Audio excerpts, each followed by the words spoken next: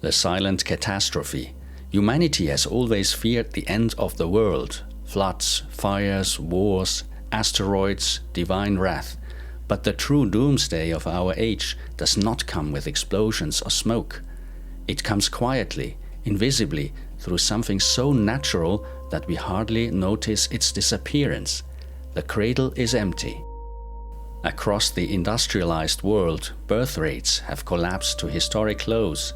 Nations that once flourished with life are now graying, shrinking, vanishing. It is not war that will erase them, but the simple absence of children. Every year, fewer are born to replace those who die. Entire generations will fade before they are ever conceived.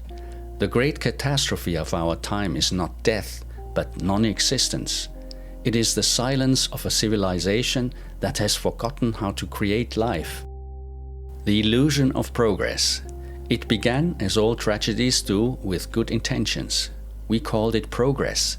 We built machines to free us from labor, digital worlds to entertain us, and ideologies to liberate us. But the freedom we gained came at a hidden cost, the slow erosion of purpose. We learned how to control nature, yet we lost touch with our own. We pursued comfort, yet found only emptiness. Every invention that promised connection delivered more isolation. Every new right we gained came with a quiet loss of duty. We thought progress would make us gods. Instead, it made us orphans, detached from the earth, from tradition, from each other. And so the modern world drifts, rich in technology, poor in meaning. The vanishing mother. No civilization has ever survived the loss of its mothers. And yet, ours celebrates that loss as liberation.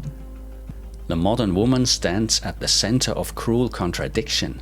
She is told that she can have everything: a career, freedom, success. But if she chooses motherhood, she is left alone to bear its weight. She is expected to work like a man, nurture like a saint, and compete without mercy. In this impossible equation, the result is predictable: exhaustion, fear, infertility. Not only biological infertility, but social, emotional, spiritual infertility. A generation of women now delay or abandon motherhood, not because they hate children, but because the world has made it impossible to raise them. A society that punishes creation will reap extinction, and a civilization that forgets to honor its mothers has already begun to die. The forgotten father. The fall of man is quieter, but not less tragic. The modern man has been told he is unnecessary, that strength is oppression, that leadership is arrogance, that protection is outdated. He retreats into silence, into screens, into a world of ghosts. He is no longer the pillar of the family, but a spectator of its decline. He wanders through life uncertain of his role, ashamed of his instincts, stripped of his purpose. The result is a generation of men who do not fight, do not build, and do not believe. And without men who believe, no civilization can endure. The family collapses when its protector falls, and the world collapses when men forget why they exist. The economic trap.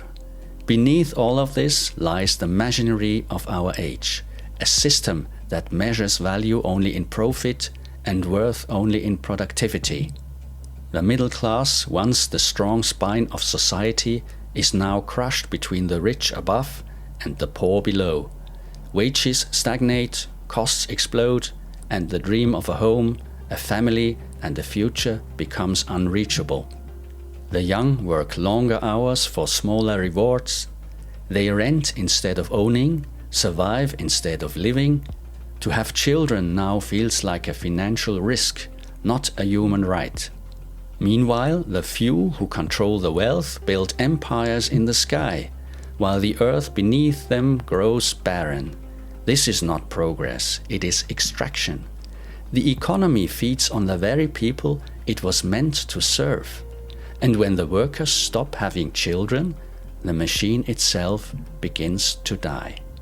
The war of the sexes. Love has turned into a battlefield. Once man and woman stood side by side, bound by trust, purpose, and survival. Now they face each other as rivals, armed with suspicion and resentment. Decades of ideological warfare have poisoned the simplest truths. Masculinity is called toxic. Femininity is called weakness. Partnership is seen as dependency. Family as oppression. What began as liberation has become alienation. People no longer fall in love. They negotiate contracts. They no longer build together. They compete for power.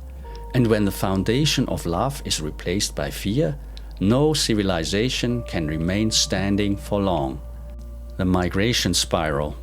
As birth rates collapse, nations turn to migration to fill the labor gap. It is a temporary solution to a permanent problem. Cultures that once grew from shared roots now fracture into fragments. Traditions blur, languages mix, and belonging becomes a myth. The old citizens lose identity, the new ones never find it. In trying to preserve the economy, nations lose their soul. What replaces unity is not harmony, but confusion. A marketplace of tribes without memory. Civilization dissolves not in blood, but in forgetfulness. The death of meaning. The deepest wound of our time is spiritual. We have killed the sacred. In the ancient world, life was a miracle. Children were blessings. Work was duty. Faith was a compass. Now everything is relative, everything negotiable. We worship convenience, not creation. We honor feelings, not truth. We replace faith with ideology and call it enlightenment. But a world without meaning cannot survive its own cleverness. Science can explain how life works, but only faith in something, in someone, in the future can explain why it is worth living. The long decline. Collapse rarely announces itself. It creeps in slowly, like rust on steel, like rot beneath the paint. First comes the loneliness, then the apathy, then the decay of trust. Economies shrink, cities become older, poorer, emptier. Children vanish from playgrounds. The laughter that once echoed through neighborhoods turns to silence. Civilizations do not die when enemies invade. They die when their people stop caring to live. Rome did not fall in a day. It faded through centuries of self-destruction. Our world walks the same road, step by step, smile by smile, toward the same forgotten grave. The path to renewal. Yet even in this darkness, the spark of renewal remains. Decline is not destiny. Every civilization can be reborn, but only if it remembers what gave it life. We must rebuild the moral foundation of society, that family is not a burden but a blessing, that motherhood is not servitude but creation, that fatherhood is not oppression but responsibility. We must reward those who give life, not those who only consume it. We must teach children not to be ashamed of tradition, but to see it as inheritance, the bridge between past and future. If we restore honor to the home, if we give meaning back to love, if we make duty sacred once more, then the world can heal. But if we do not, if we continue to worship ourselves, to live without purpose, to breed without love, then the story will end as it always does. The lights will dim, the cities will crumble, and in the ruins the wind will whisper the same ancient truth. Those who forget life lose it. The final reflection. Every age believes it will last forever. Every empire thinks its walls will never fall. But eternity belongs only to those who create it, to those who build families, raise children, and carry forward the fragile fire of civilization. Our ancestors built the world we live in because they believed in tomorrow. If we no longer believe, there will be no tomorrow left to inherit. The true doomsday will not arrive with trumpets or thunder, but with silence. The silence of empty homes, empty hearts, and empty cradles.